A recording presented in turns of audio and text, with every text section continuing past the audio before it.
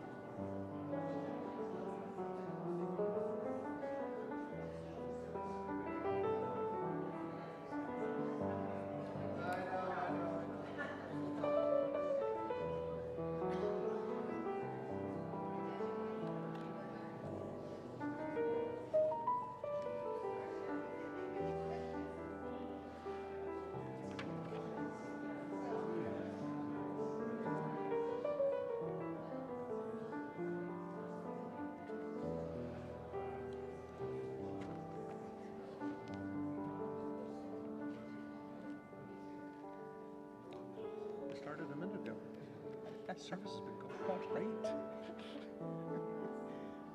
Shabbat Shalom. Shabbat Shalom. We are going to begin tonight out of the book, even though we are the people of the book. But just for this opening song, you can let your book sit in your lap, and I am going to speak to you phrase by phrase the words that we're going to sing. It's a new song for me too. We're all learning it together, but it's such a relevant one. So let's welcome Shabbat in this way. Open the door.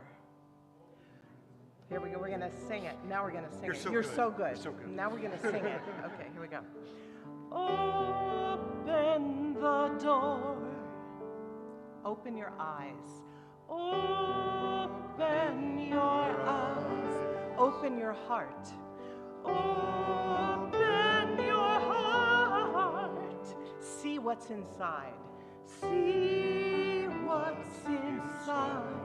Lay down your walls. Lay down your walls. Lay down your fears. Lay down your fears. Lean into love. Lean into love.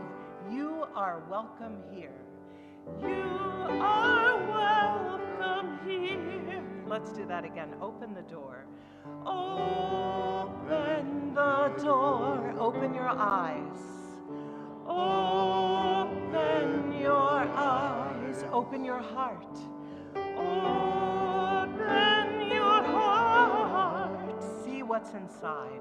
See what's inside. Lay down your walls. Lay down your walls. Lay down your fears. Lay down your fears. Lean into love. Lean into love. You are welcome here. You are welcome here. And now we're going to add the Hebrew words to Hinei matov u'manayim shevet achim gam yachad.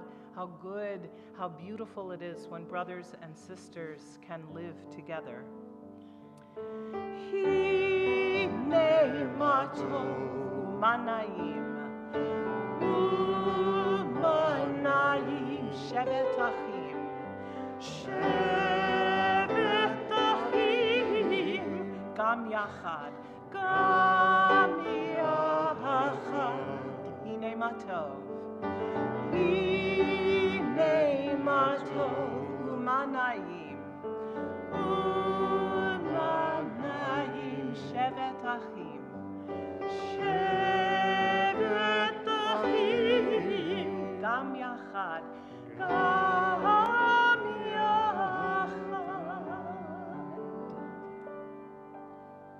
Which are words from Psalms. How good it is, how pleasant it is when we can come together, brothers and sisters, community, dwelling together in peace. We welcome you to this sacred house of prayer, to this place of peace. May we be together in peace and help to build a more beautiful and free and safe world. Amen. We welcome you on this Shabbat. Welcome those who are watching on our live webcast. And we each are a little bit responsible. It's nice for us to welcome, so what? You should welcome. Look at the people, incredible people who are around you and with you and before you and after you. Turn around to someone, welcome them to our service, wish them a Shabbat Shalom.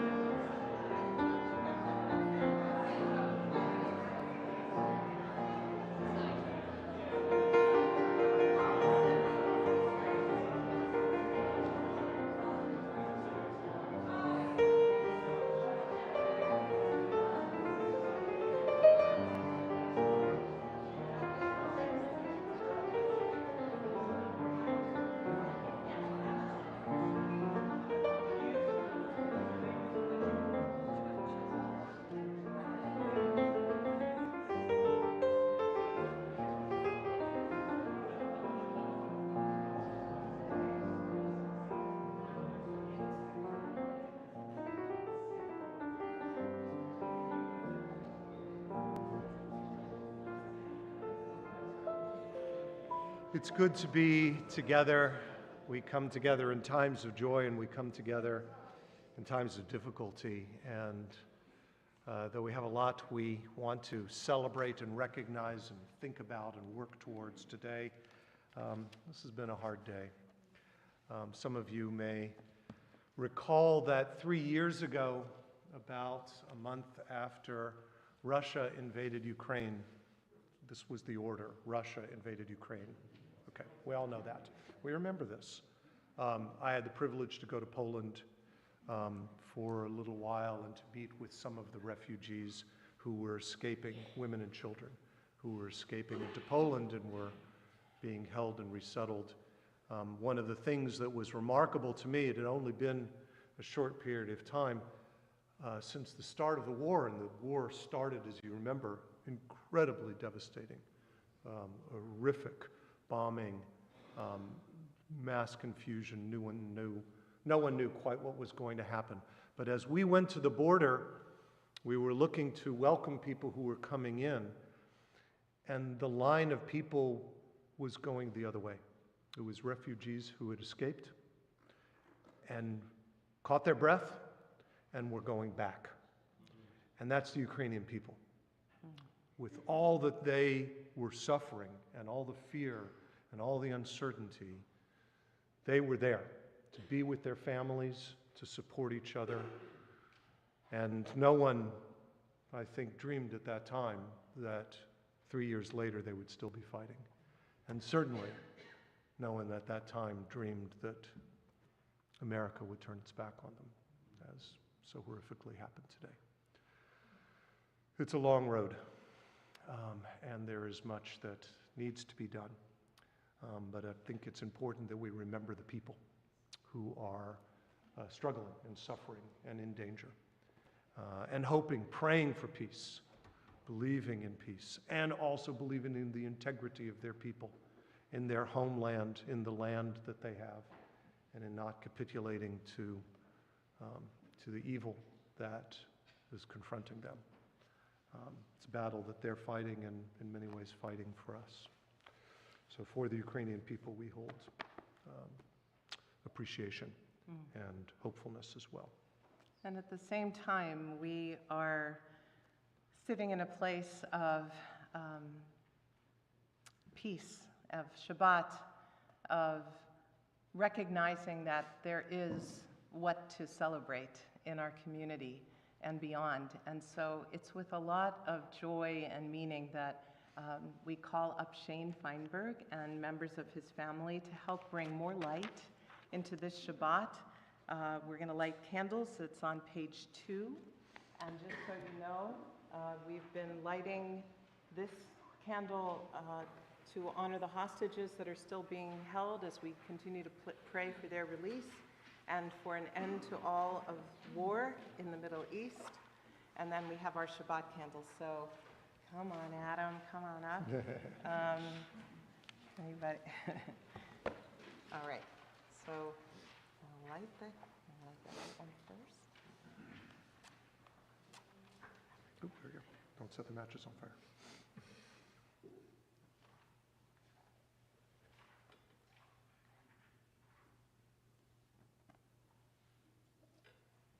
And then we'll say together, Baruch atah Adonai Eloheinu melech haolam asher kishanu b'mitzvotav v'tzivanu lahadlik ner shel Shabbat. Amen.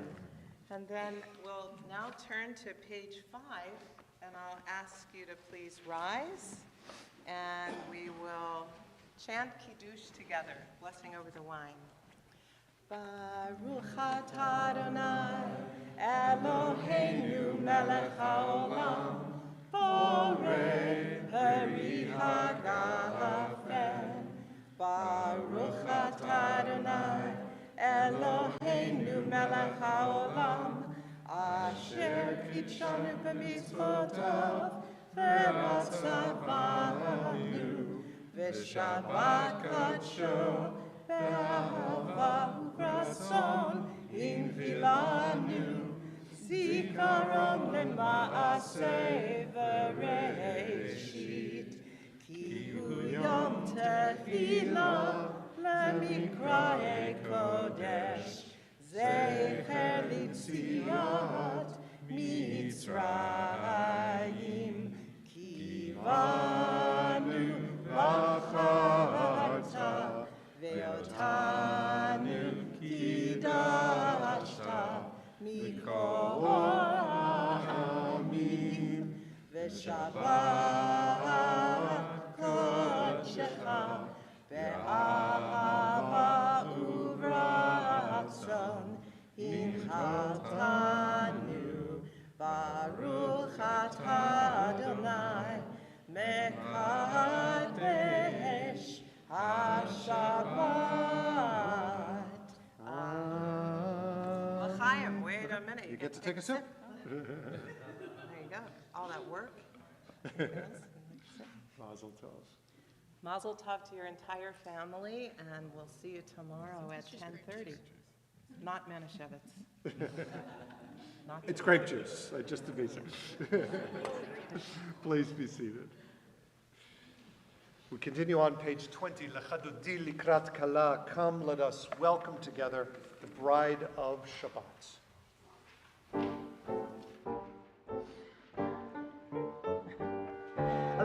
Lechadodi likrat kala. Pene Shabbat Kabbalat. Lecha dodi likrat kala, pene Shabbat nekabela. Shamar zachor diburecha, ishmianu elam yuchad, Adonai echad, u'shemo echad, l'shemu tiferet, v'litila. Lecha dodi likrat kala, pene Shabbat nekabela. Lecha dodi likrat kala, pene Shabbat nekabela. Likrat Shabbat chufnecha, ki himekor ha'beracha merosh mikedem nesucha. Sof ma'aseh b'machshava tchila. Lecha dodi likrat kala, pene Shabbat nekabela. Lecha dodi likrat kala, pene Shabbat Verse nekabela. 5. Hitoreri, ki va'orech kol miori, uri, shidaberi kevod Adonai, alayich nigla. Lecha dodi likrat kala, pene Shabbat nekabela. Lecha dodi likrat kala, pene Shabbat nekabela. Rise, turn towards the door, welcome the bride of Shabbat. Oy v'shalom, ateret ba'ala, gal b'simcha, u'v'tzala, tachemune, on segula, boi chala, boi chala. Lecha dodi likrat kala, pene Shabbat nekabela. Lecha dodi likrat kala, pene Shabbat nekabela. Lecha dodi likrat kala, pene Shabbat nekabela. Lecha dodi likrat kala, pene Shabbat nekabela.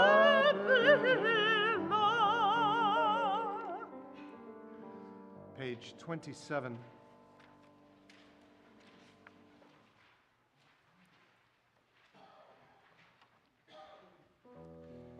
Teach me, O God, blessing, a prayer, on the mystery of a withered leaf, on ripened fruit so fair, on the freedom to see, to sense, to breathe, to know, to hope, to despair. Teach my lips a blessing, a hymn of praise, as each morning and night you renew your days. Lest my day be today as the one before, lest routine set my ways. Page 28, Call to Prayer. Baruch et Adonai Hanevarach. Baruch Adonai Amvorach Leolam Vaed. Baruch Adonai Amvorach Leolam Vaed.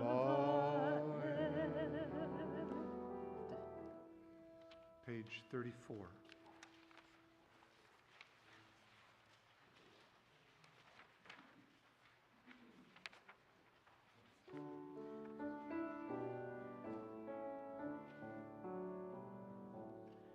Shema Yisrael Adonai Eloheinu Adonai Echad. Baruch Shem Kivod Malchuto Le'olam Vaed. Please be seated.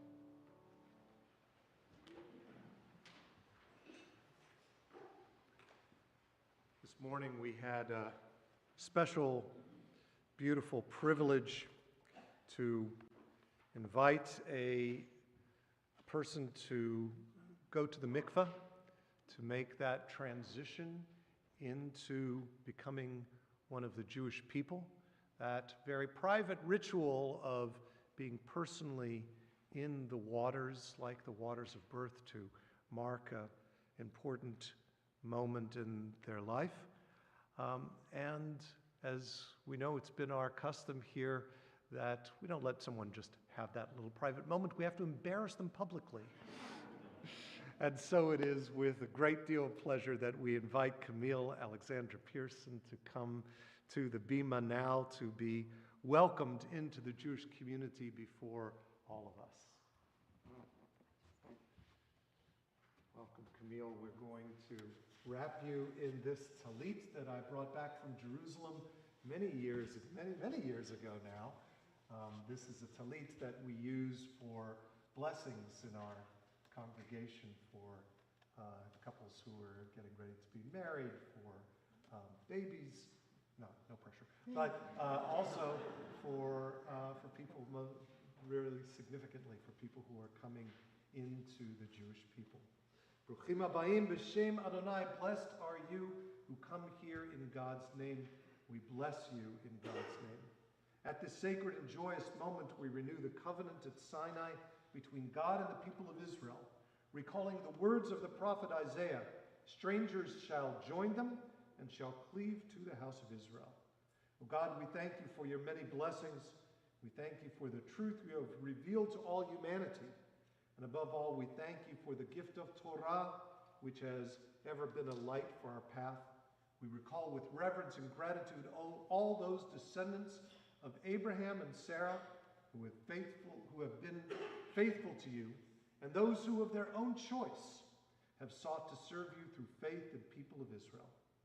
O God, grant your loving favor to Camille, as in this holy place we welcome her into Jewish life. Knowing well the history of our martyrdom in years past, Camille has chosen to join herself to the Jewish people. We open our hearts to her. Strengthen her in her resolve. Help her to live in fidelity to the decision that she has made and to the promise she is about to utter. May she always find satisfaction and joy in the fulfillment of your sacred mitzvot. Grant her many years of strength and happiness as a worthy member of our congregation. We praise you, O God, in whose presence is the fullness of joy, we say. Amen. So Camille, I'm going to ask you a few questions, and you can respond appropriately. Camille, do you choose to enter the eternal covenant between God and the people of Israel and to become a Jew of your own free will? Yes. Do you accept Judaism to the exclusion of all other religious faiths and practices? Yes. Do you pledge your loyalty to Judaism and to the Jewish people under all circumstances? Yes. Do you promise to establish a Jewish home and to participate actively in the life of the synagogue and of the Jewish community? Yes. Do you commit yourself to the pursuit of Torah and Jewish knowledge? Yes. And do you intend to raise your children together with your partner in a home where Jewish identity is valued and respected? Yes. Excellent answers. So I'm going to invite everyone to please rise.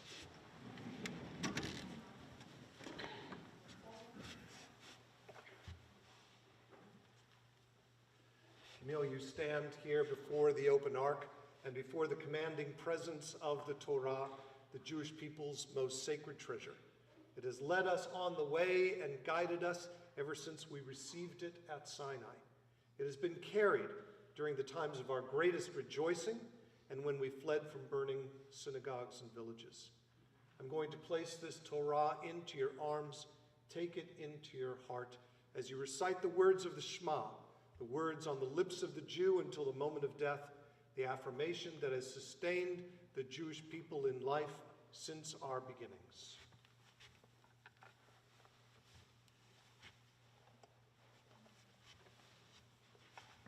Shema Israel, Adonai Eloheinu, Adonai Echad. Hear, O Israel, Adonai is our God, Adonai is one. Amen.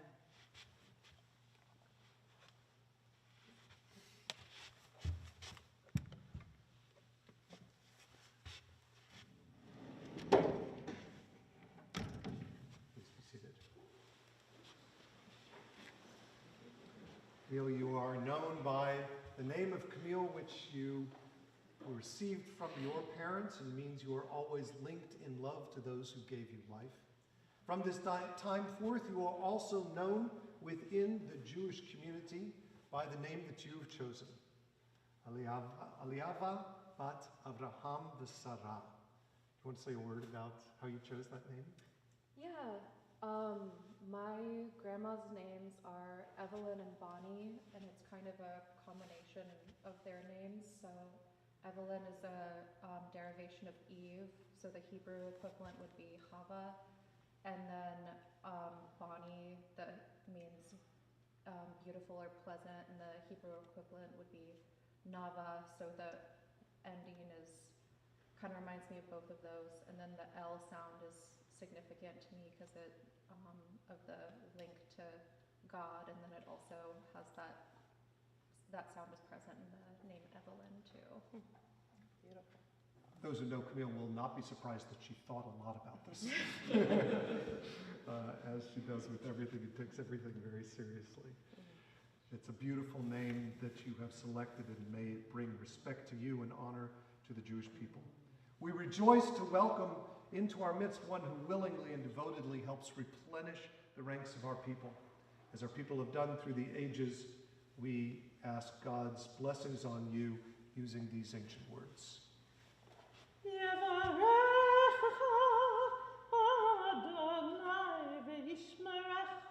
May God bless you and keep you.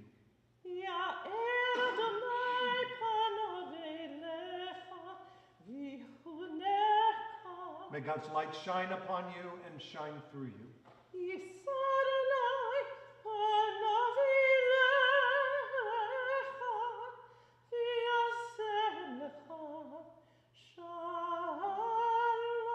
May God's face always be turned towards you.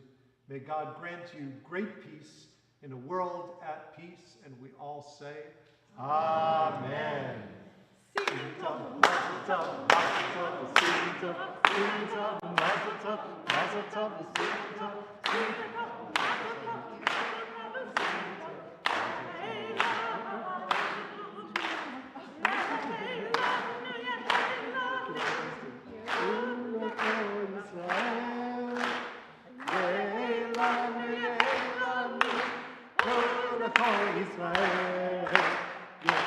לנו, יהיה לנו, ולכל ישראל. יהיה לנו, יהיה לנו, ולכל ישראל. Mazel tov. Beautiful. As we sing together and rejoice together, we're reminded of our people as they made their way into redemption, as they crossed the sea, and they sang together, Mi chamocha ba'elim Adonai, who is like you, O God, among the gods who are worshipped, who is like you, majestic in holiness, awesome in splendor, working wonders. Page 40.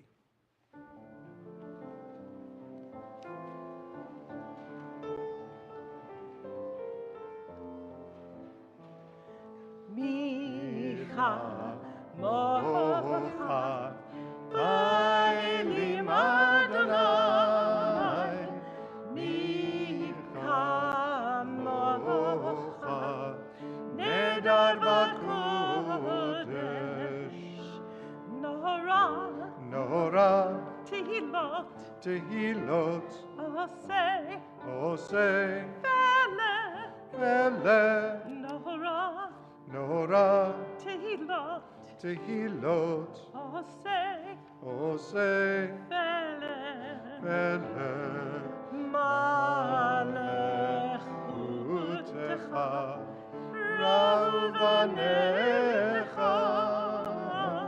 bokei hayam lifnei Moshe u'Miriam Zeli Anu V'Ameru Adonai Yimloch Leolam Va'ed. We sing together, Lai, Lai, Lai, Lai, Lai, Lai, Lai, Lai, Lai, Lai,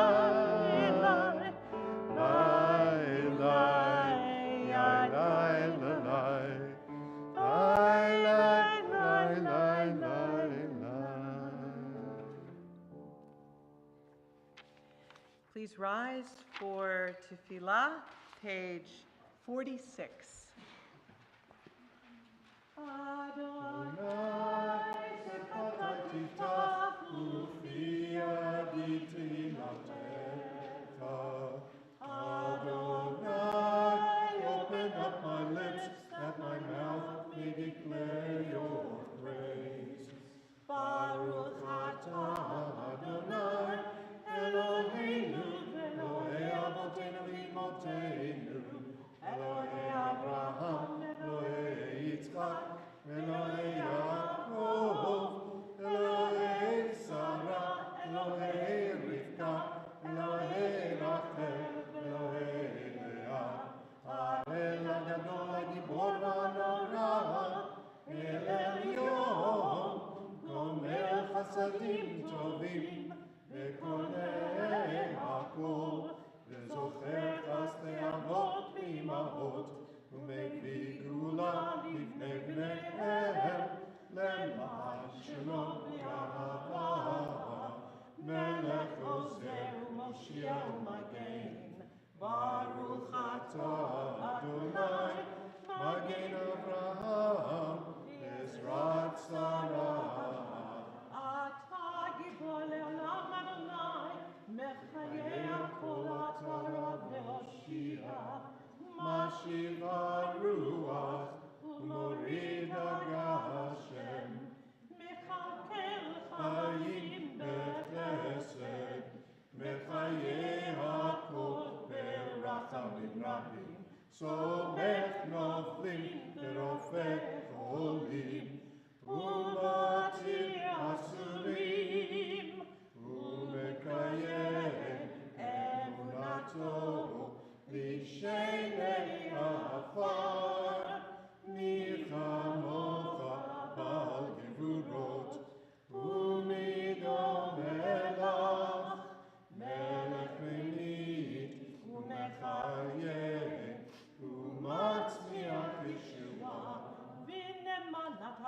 hayot hakol. Baruch atah Adonai mechayeh hakol. Atah kadosh v'shemcha kadosh v'kadoshim b'chol yom ya'alu chasena. Baruch atah Adonai ha'el hakadosh. You are holy, and your name is holy, and those who are holy praise you every day. Blessed are you, Adonai, the holy God. Please be seated. Page 59. Let's read together at the top of the page. God of goodness, we give thanks for the gift of life, wonder beyond words, for the awareness of soul, our light within, for the world around us so filled with beauty, for the richness of the earth which day by day sustains us. For all these and more we offer thanks. Baruch atah Adonai, atov shimcha lechana'el lehodo. Page 60, we add a prayer for peace. Oh, sorry, excuse me. We're going to do a seshon. I beg your. We are not going to do that. Well, Instead, we're going to have a take prayer. moment We to- are going to have a for prayer the for feast. peace. But first, we're going to focus in on some of our own quiet prayers. So take this time. You can stay with the pages here, page 60, 61, 62. There's so many beautiful readings here. Or just simply find the prayer of your own heart.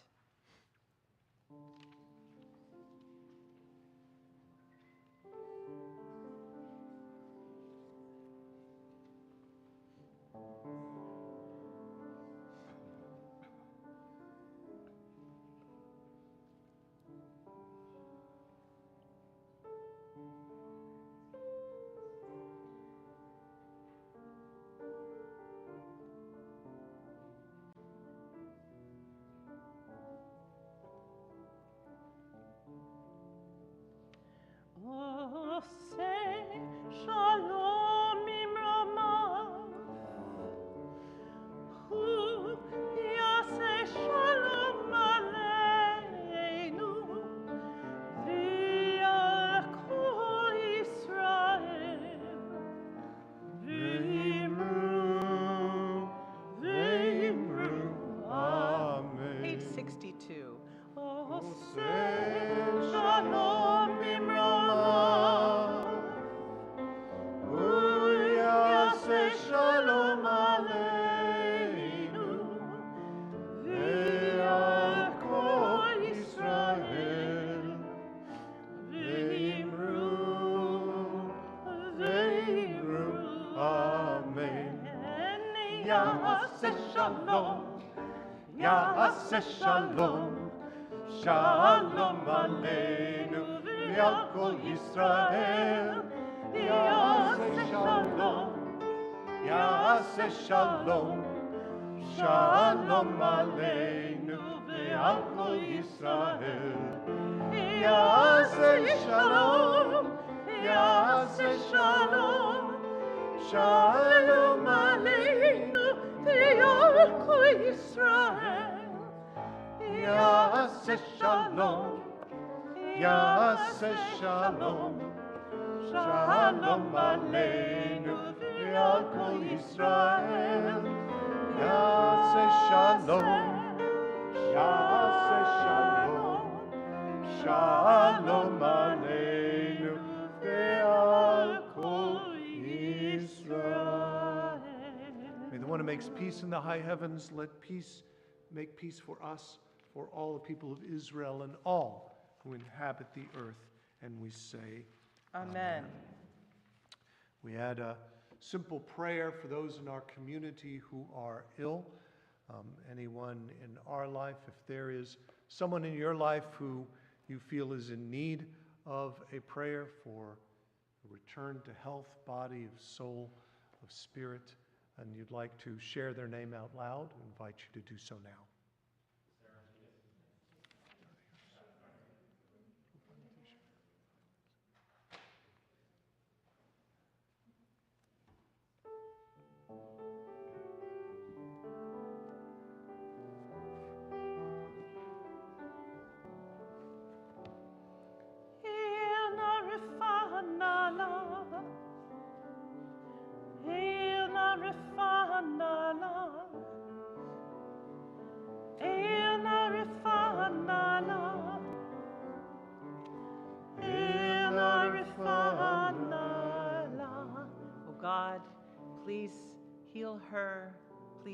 him.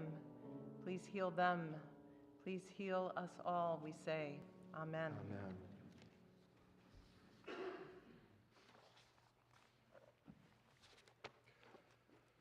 More than 100 years ago, the Jewish community founded an organization, the Hebrew Immigrant Aid Society, which now just goes by its initials of HIAS.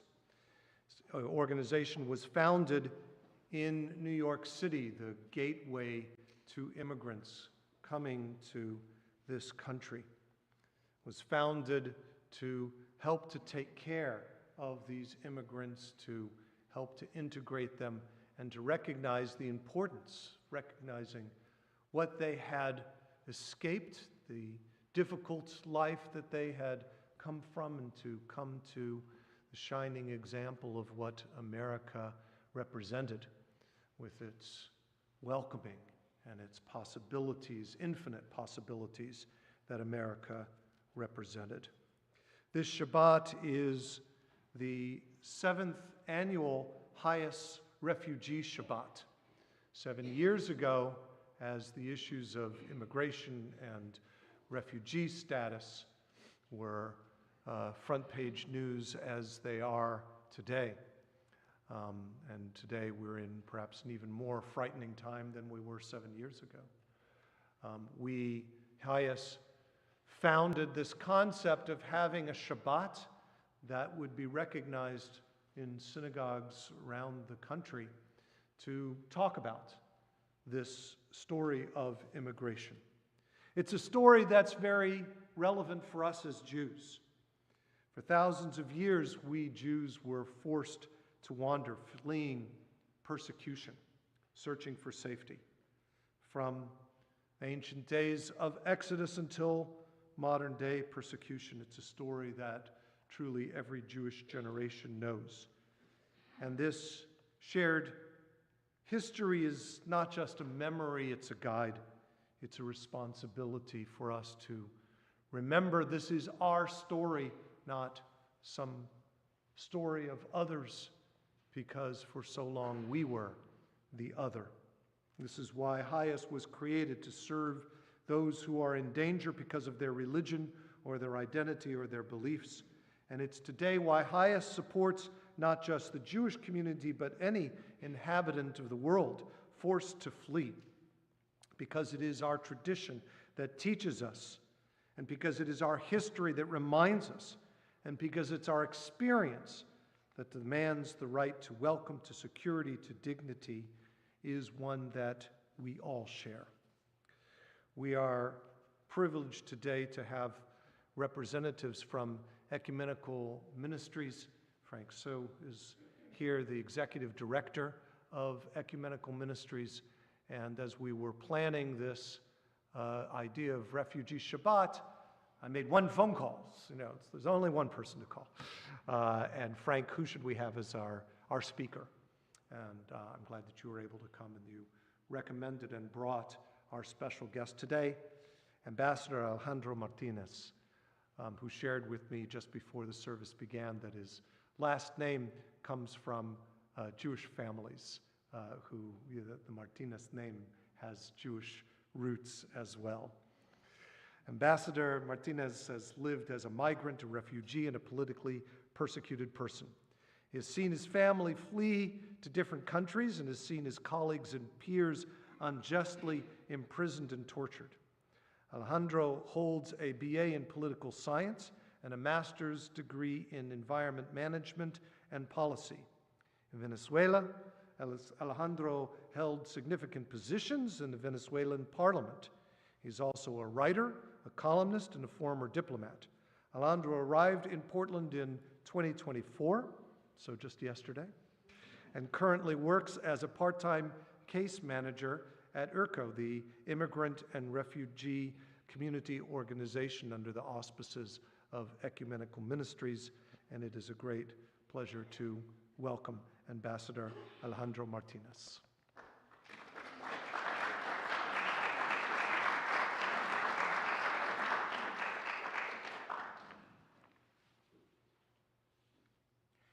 Good night. Well, before I begin, I would like to thank, in a very special way, Rabbi Kahane and the congregation for receiving me and for taking the time to listen to my stories and my ideas and the views of somebody who has just arrived to this city, to this country. When I talk to the people, I say, I'm not only new to Oregon, I'm new to Portland, to Oregon, to the US, so it's a lot of news.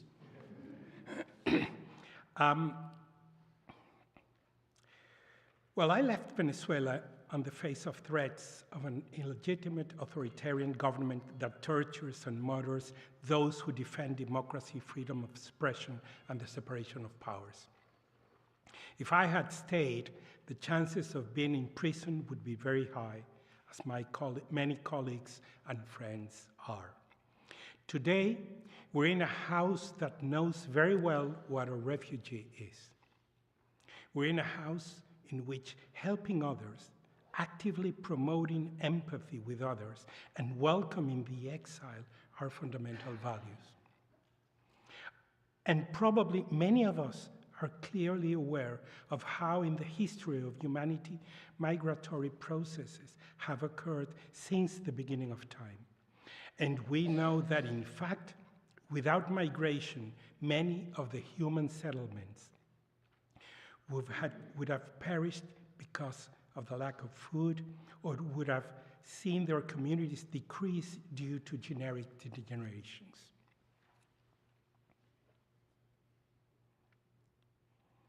I'm also sure that many of us are aware of the process that has led humanity to the establishment of international conventions, not only the convention related to the status of refugees that was approved by the United Nations in July 1951, but a large set of instruments of international law that seek to create conditions so that those who are forced to leave their countries can mitigate their suffering or the loss of their environment, their family, their identity. This, however, is not clear for everyone. Many people perceive that different as a threat. And there are those who find in migrants a useful tool to obtain political power. Awakening the fear of the unknown is extremely easy. And because the unknown is unknown, it is very easy to adorn it with fantasies and falsehoods that there is no way to prove, and that succeed in feeding fear and not infrequently reaching the extreme of hatred. Indeed, few resources are as effective as exploiting the fear of the other, of the migrant, or the foreigner. On the one hand, those who are different from what we know, from what is usual, confront us with the need to make an additional effort to the one we usually make to understand things. How is this indecipherable language spoken by the stranger? Why does he dress like this? Why does he have these physical gestures? Why does he have such condition? I don't understand. But if those questions had serene answers, these answers would be wonderful. They would teach us how wide the world is, how different from what each of us, in our limited vision of the world, thinketh. And we would learn from that other his ways of seeing life. We would learn from his words and from the images with which he builds his daily life. We would understand the origin of his beliefs, the roots of his customs, the aromas of his food. On the other hand, receiving refugees is giving them the necessary support so that they can develop their capacities, show the goodness and moral quality, that shows the goodness and moral quality of those who welcome the refugee. But it also shows the intelligence and sense of opportunity of a society to nourish itself with talents from distant lands, to oxygenate its communities with new blood, to open itself to diversity, to freedom of thought.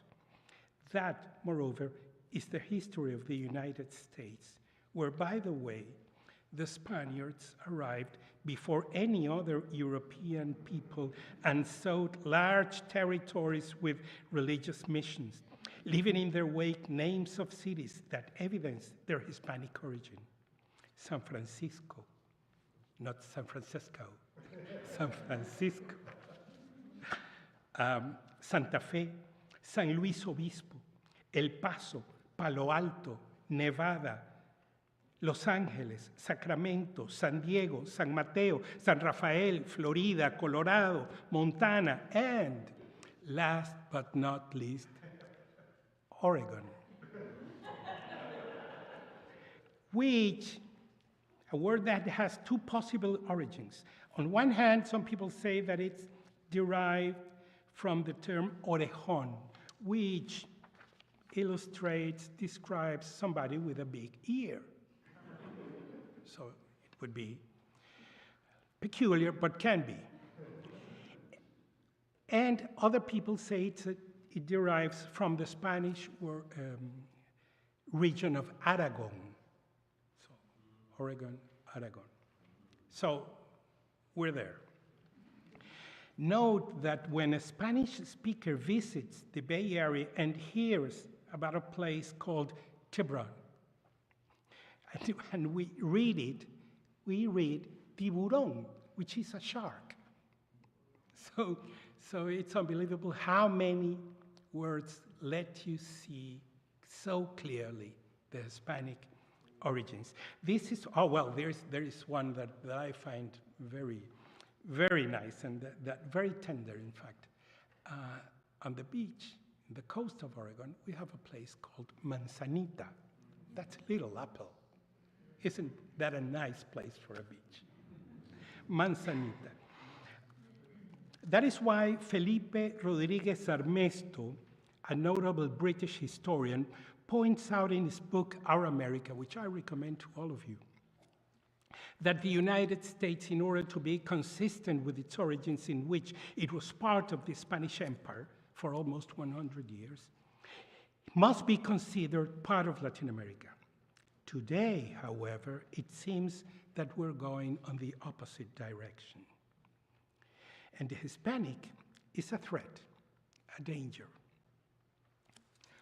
But refugees face another challenge, a challenge that has only recently been given a name, aporophobia. This is the word with which the Spanish philosopher Adela Cortina, professor emeritus of the University of Valencia, uses to refer to the rejection, exclusion, stigmatization of the poor.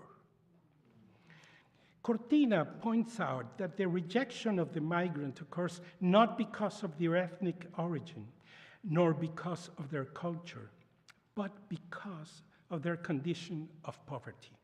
For this reason, she explains, it is common to see that many countries make a great effort to receive the stranger, if it is an expatriate, who is accompanied by economic resources and a social status, or the tourist willing to pay for hotels and restaurants, or most recently, for anyone who can pay a few $1 million to obtain a special visa. Money then makes the difference. I have come with my family from Venezuela. Venezuela used to be a prosperous, civilized country with important advances in the field of education. A country in which for more than 40 years there had been alternation in political powers. Political parties respected the electoral results, the separation of powers, and the rule of law. All that changed in 1998 when, through a free election, the people made the mistake of voting for a leader who had failed years earlier in an attempted coup d'etat, tried to overthrow the government. A charismatic leader, skilled in the media, He began from the outset a process of erosion of democratic institutions. The recipe applied by that leader, Hugo Chavez, was the classic recipe of populism. Maintain a simple discourse, devoid of depth. Put forward ideas in black and white, ideas in which no nuance exists and everything about him is good, in fact, very good. And what does not agree with his positions is evil, perverse. Also, and this is key, that discourse identifies an enemy that must be subdued or eliminated, such as Jews or migrants, and thus begins to consolidate a power that goes beyond its constitutional and legal limits. Political power becomes a threat to society when it does not perceive the other factors as adversaries, but as enemies.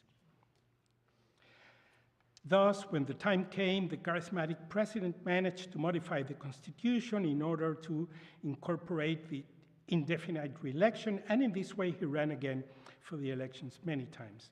Thus, little by little, the country sank into a public discourse full of military metaphors and increasingly aggressive, nationalistic, and irrational slogans. If a province elected a governor opposed to Chavez, he restricted the budget that legally corresponded to him. When the oil industry went on strike to protest the appointment of military and unconditional followers of Chavez to positions of high technical responsibility, in a televised session, he fired 18,000 oil employees. As a result, production, which since the middle of the last century had been around 3 million barrels per day, went to 700,000 barrels per day.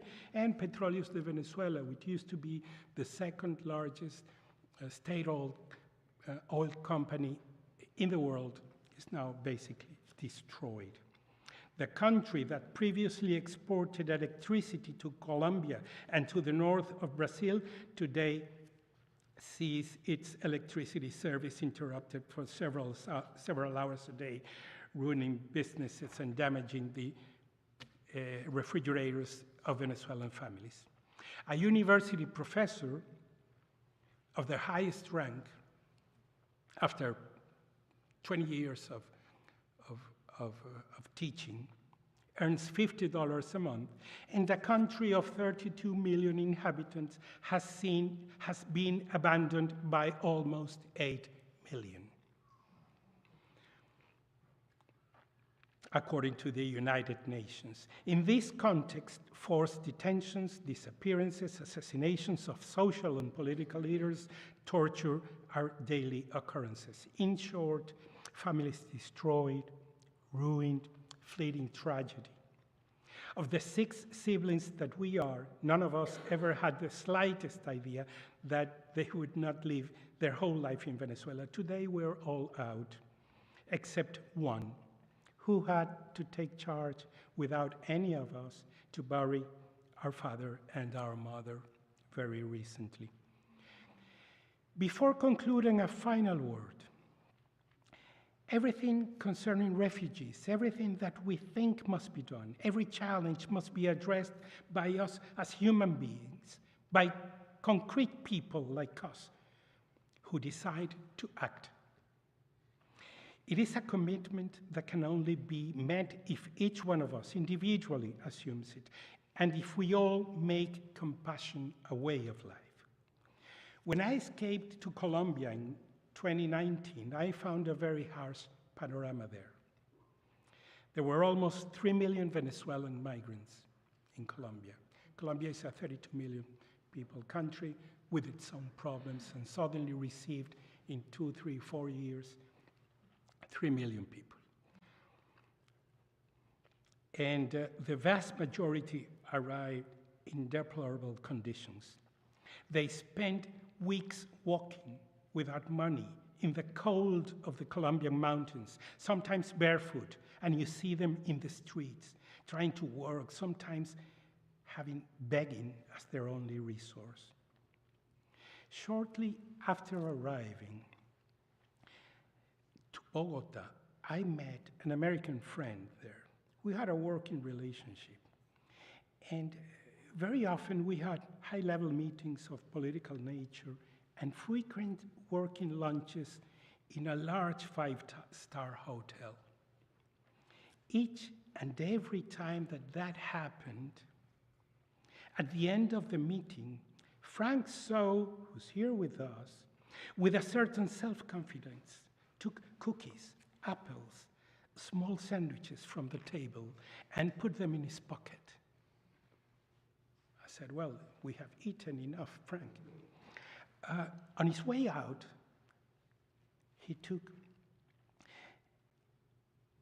he approached the groups of Venezuelan migrants who were outside of the hotel, lying in the sidewalk, dirty, barefoot, sad, with small children. Frank knew their names, the names of the children, spoke to them, gave them what he had brought, a delicacy for those poor, hungry migrants. That's why I'm proud to be friends with Frank So, who has made empathy a way of life. Thank you, Frank. Thank you very much. Arriving in Portland, we found an environment that has been incredibly supportive. And we found that the average citizen has a natural kindness that we appreciate. Having arrived as refugees, our status is legal and we can work. We also have the problem that our academic credentials are now relatively useless and real job options are limited to entry-level position, but that's part of the equation. Refugee status is reached after a journey through being exiled and a migrant. You're first exiled, you're a migrant, and then you become a refugee when a state recognizes you as a refugee and gives you the condition of refugees. Because what a refugee is somebody who has had to leave the country and has no state to take care of him. Sometimes, and most of the times, doesn't have a passport, an identity. So then there's another state that comes to help and says, okay, we recognize you as a refugee, so we give you an identification, a passport, and you can work. And that's very important. But it comes after you have made this journey of being a migrant, being exiled, and then a refugee. Refugees desperately need the support, understanding, and concrete, palpable help of the host countries. But refugees also have great responsibilities. And the first responsibility is to open themselves to their new environment, to welcome with joy new customs that they have never known before, to understand that they will not always be understood, to help those who help other refugees. And if you have initiatives to which someone like me can contribute and help other refugees, please let me know. We have to help all of us. Thank you very much.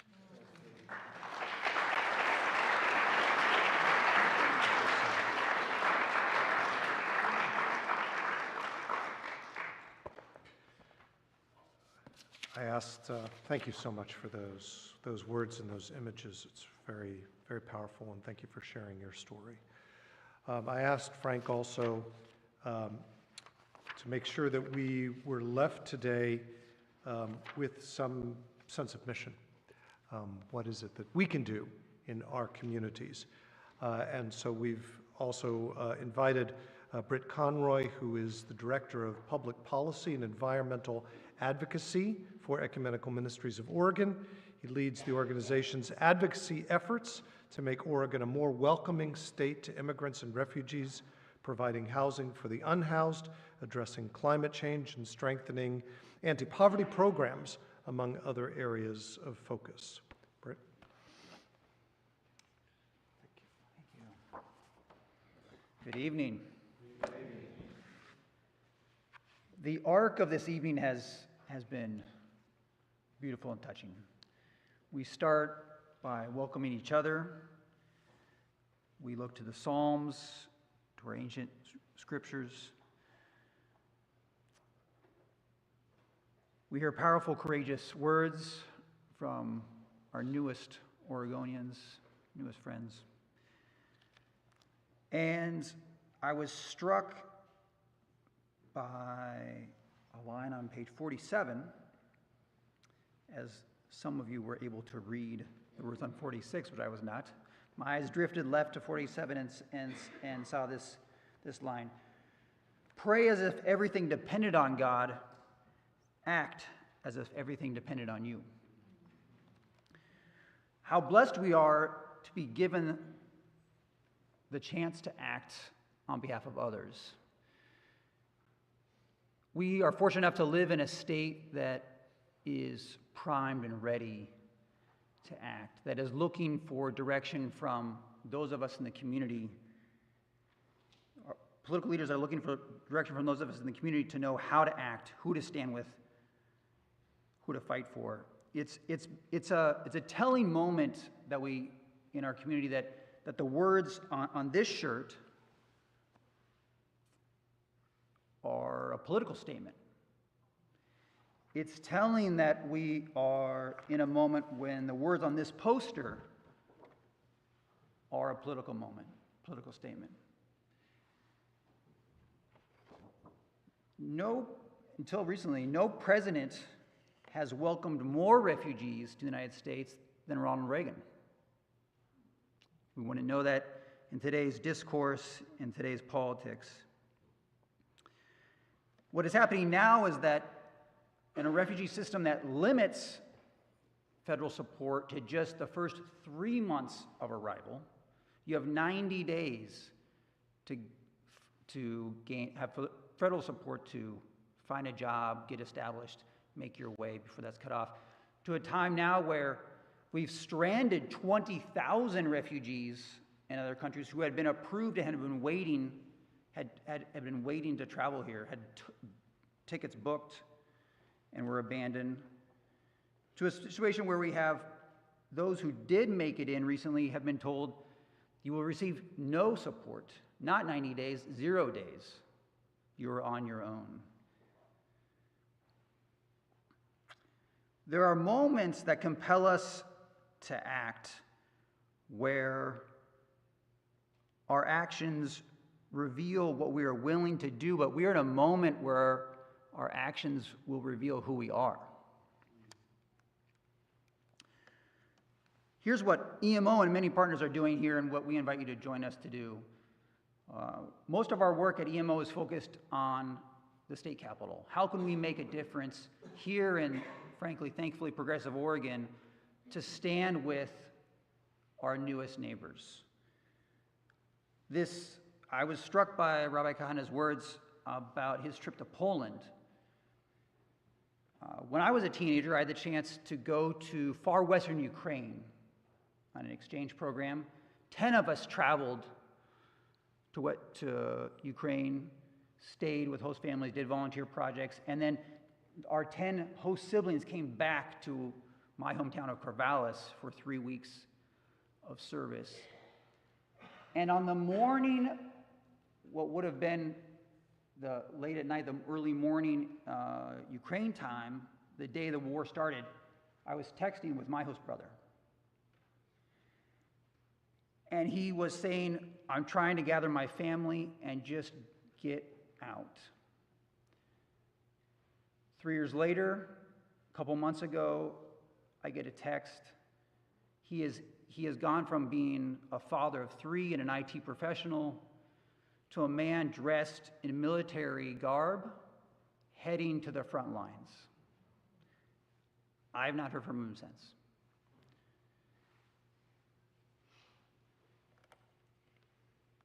So what can we do in Oregon? I start with Ukraine because this Thursday there's a almost cute little bill that's going to have a hearing that would establish a sister state relationship between Oregon and a province in Ukraine. A little signal, a little way to show that we see you, we hear you.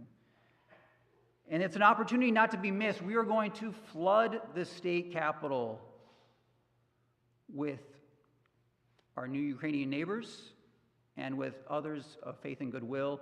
There will be, the Ukrainian flags are already ordered. We're challenging Democrats and Republicans alike to join us for a day of celebrating not just Ukraine, but of courage and of togetherness. If you want to get involved, I got room in my car, and ways to follow that bill and that effort throughout the session. The other bill that we're working on is inspired by this poster. So this, in 2017, you would have turned on OPB or the local news and you would have seen this poster being held up at PDX. Soon after, you would see dignitaries like our friend Senator Merkley and others coming to Portland to join thousands of people, 4,000 people, opposing the Muslim travel ban. And at that, soon after, talk about 2018, 7 years have passed, we went to the state capitol, went to the governor's office and said, not only are we shutting people out, but the federal government has cut off services to refugees who are already here. Access to domestic violence and sexual assault services, access to housing and health care and employment supports. Those services have been cut off. Will the state do something? We were told that it was unlikely to pass and be funded, and it was certainly never going to receive support from Republicans. In June of that year, that bill passed 82-4 with unanimous support in the State House, and 4 people whose names I won't mention only voting against in the Senate. Frank and I had the privilege of walking along the waterfront in front of OMSI just a couple weeks ago with Governor Brown, who had agreed to do a video spiel for us for an upcoming Climate and Environmental Justice Summit we're having next month. And I thanked her for being the first governor ever to make investments for refugee communities in our state history. And those investments have been renewed year after year, especially by State Senator Michael Dembrow and Senator Casey Jama, to the point where now we're in the second Trump administration, we're repeating what just happened, and those supports are there already for refugees. Every other state is looking at Oregon saying, what you did in 2019 by the time it passed, is what we want to do now in this era of Trump 2.0. So we're working in Salem to renew that once again and to grow it far, far larger and to expand it for far more organizations, not just refugees, but asylum seekers as well, to expand what it means to welcome and who's part of our community. And finally, we're working on a bill that what we think of as provides sanctuary.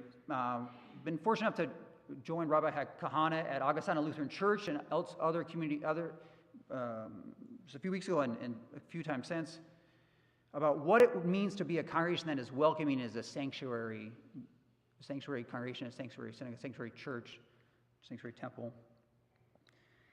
And though that work is important, what we're trying to do at the systemic state level is provide sanctuary in the form of legal protection. Amazingly, with all the discourse about what happens at the border and the shortcomings of Congress and our presidency, what gives me hope is that 1 out of every 3 undocumented Oregonians, that's over 25,000 neighbors of ours, actually has a pathway to status if we can connect them to an attorney. That sounds like a mission we should all sign up for. That sounds like an investment we should make. And EMO is really proud to partner with a broad array of business and labor and immigrant rights groups and Republicans and Democrats to say that much we can do.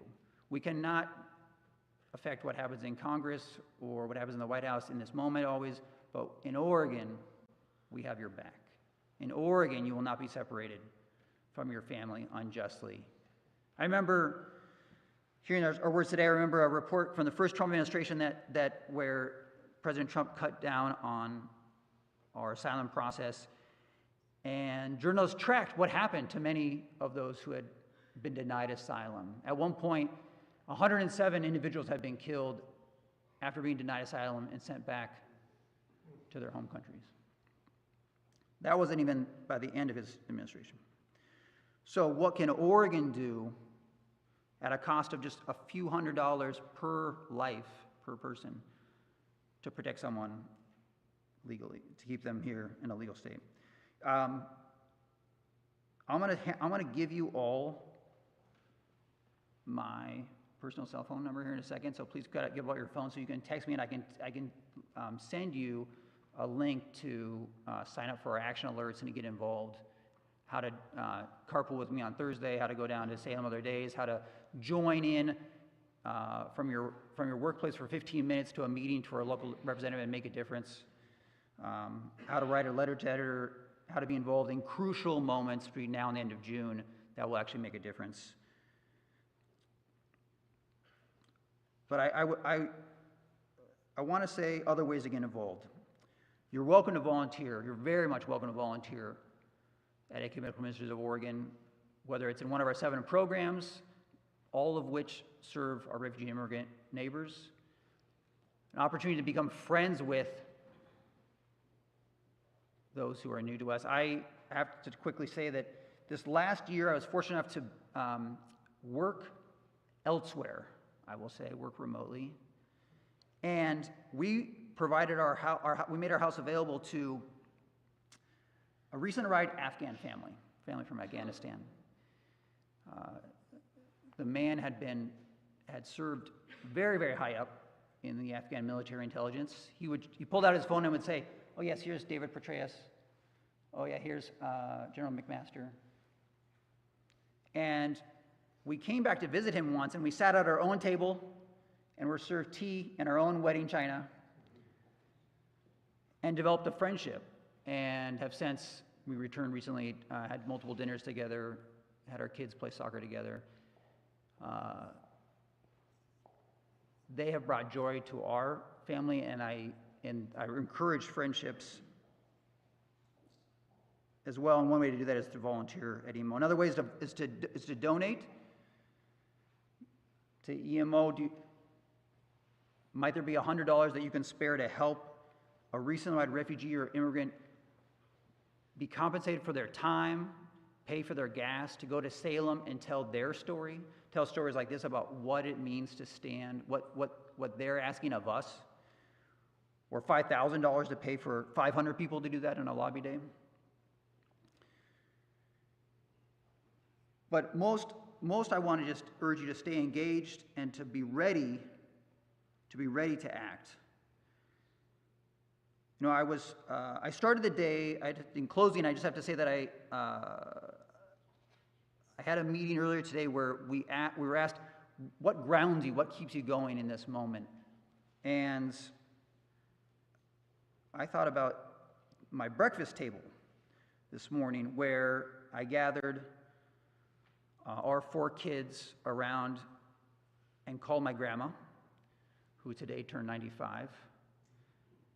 And to be so fortunate to have that voice and that love ground us, not just because she can offer a perspective of we will get through this, but because she compels me and compels my kids, I think, to think about what action do I take to honor all the fights that she has had to carry forward in her life. I ask you to join in what is oftentimes a joyful fight, frankly, a proud fight that's before us, to be better neighbors, to live out our faith, to live out our deepest values. So that cell phone number, whoever's ready, I'd welcome to take it. Unless I think 2 people will text me, that's good. So 541 602 2050, and we'll also have some sign-ups, other ways to get involved. So thank you very much for having me. And I will say, as I depart, that you're in decent hands with Frank, so I'm running to another commitment, but I very much appreciate the invitation. So, thank you.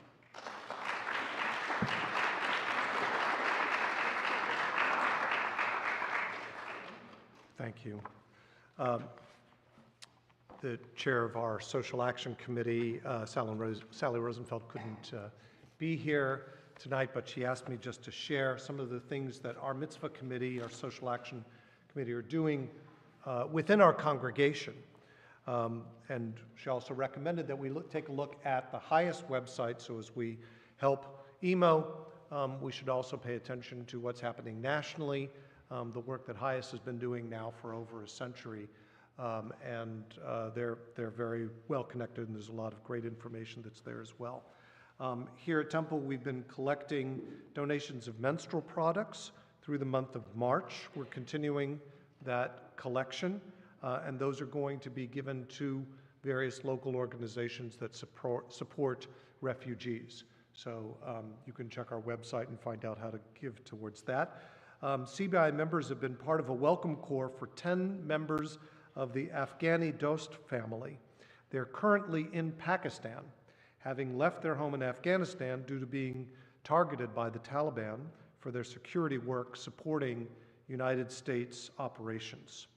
Members of their family are already here, were our guests and shared their story last year's Refugee Shabbat. We're continuing to support that family, and if you'd like to know how you could help, find out through our Social Action Committee. And we are also paying attention to the news. As I think we've all heard, a judge in Washington State lifted restrictions on refugee resettlement funds in action just this week. We hope that that will help some who are in the process of resettlement to be able to come here. But as we all know, these lawsuits come and go and are appealed, and it's a long process. And when you think about what so many of these people have gone through just to be able to get here or to be on the cusp of coming here, we are now making all of that difficult once again. So we can hope that we can support those who are are promoting these laws and lawsuits to be able to keep those funds flowing. Thank you. Thank you, Frank. Thank you to Emo. Thank you, Alejandro. So grateful to have you here with us today. We're going to continue our service. Helena? No, we're not. We're going to, I'm learning so much as we go along. We're going to take a moment to think of those in our community who have recently died, and those whose lives we honor as well. To change gears, we saw this past week 4 hostages brought back in coffins from Gaza. And one of those hostages has connections here in Portland. So while we think about all of them, and our hearts were broken by the Bibas family, and we hold all of those hostages who have been lost, we hold as a representative and with our local connection, Ohad Yahalomi, and may his memory be a blessing. And we also honor the memories of Harriet Block, Lawrence Larry Rosen, Alan Rosenfeld, Arlene Joan Schimberg. And we honor the memories of those whose yortzites, the anniversary of their passing, occurs during this time. Frank J.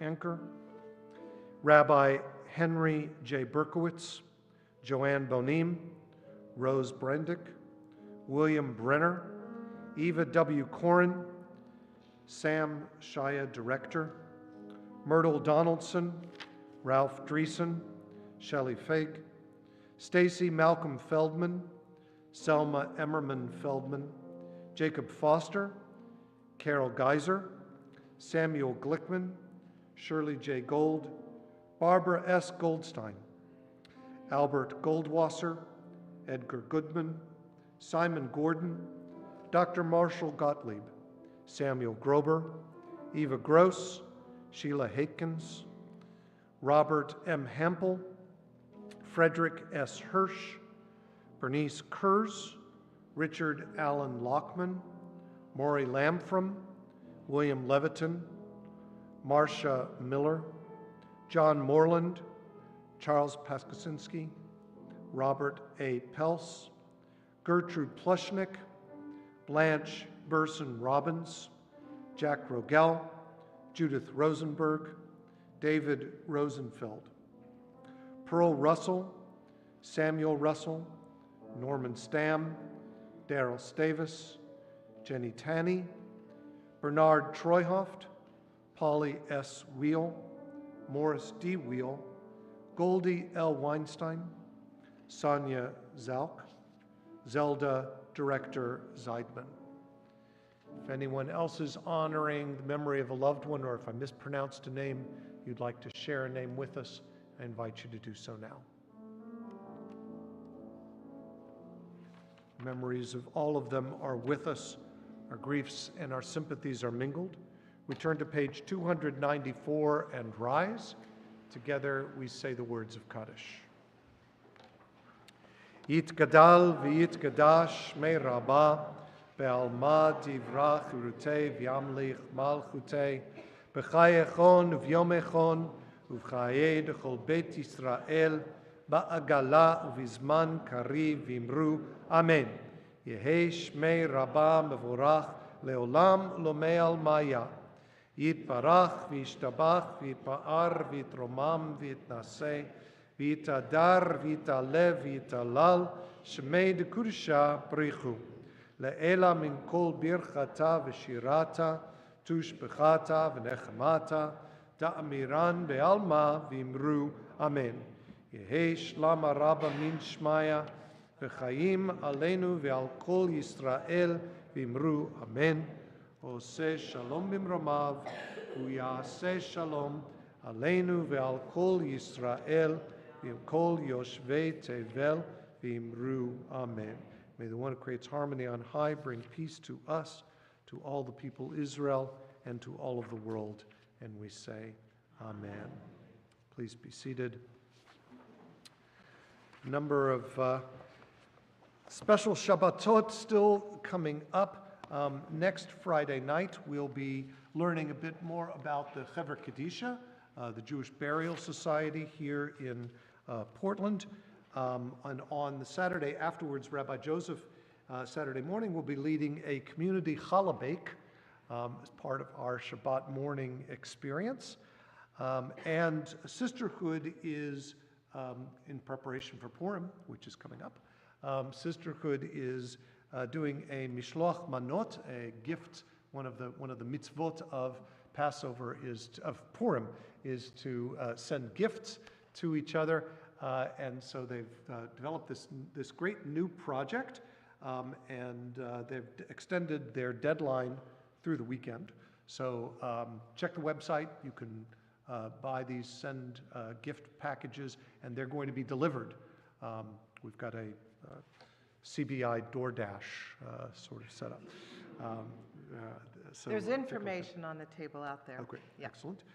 Purim Spiel coming up on the 13th with our incredible music director, Tim, and thank you for beautiful music tonight.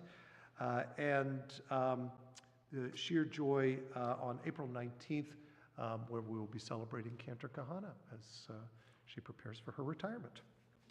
Very exciting things coming up. Thank you, as always, to our wonderful ushers for helping everyone feel welcome. We want to say again, Mazel Tov to Camille and your family, and welcome. Love having you. And a big Mazel Tov to Shane, and we look forward to celebrating with you tomorrow morning on your bar mitzvah and your family. There's a lot that we can celebrate, as well as find meaning in action, in praying with our feet. So we'll keep doing both of those things. We'll ask you to join us afterwards for motzi and some mingling that we love to do. So let's say a motzi together now. So, we won't have to later. We already said Kiddush, thanks to Shane. Baruch atah Adonai Eloheinu melech haolam, hamotzi lechem min haaretz. And because we went over, I think we'll ixnay with the ongse for Oh, we for had the such a nice closing. song, too. Oh, Do we? okay. Actually, okay, I'm going to sing it. I think I'm going to you're sing gonna the wanna hear song this. This is because so beautiful. this song is a text from written by Emma Lazarus, and it's so pertinent for us in this moment. So, Tim, let's do Lady with a Lamp.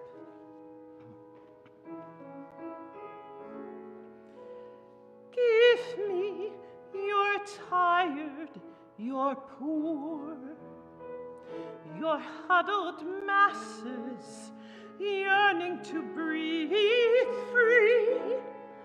The wretched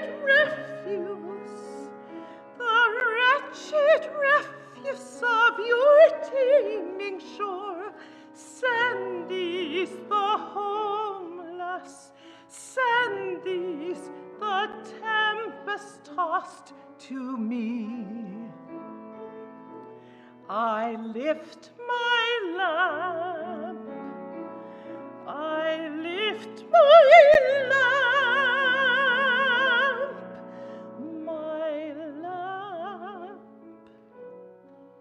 beside the golden door. The golden door.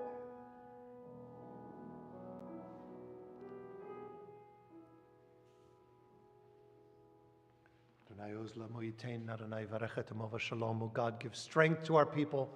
God bless us all with peace. Amen. Shabbat shalom. Shabbat shalom.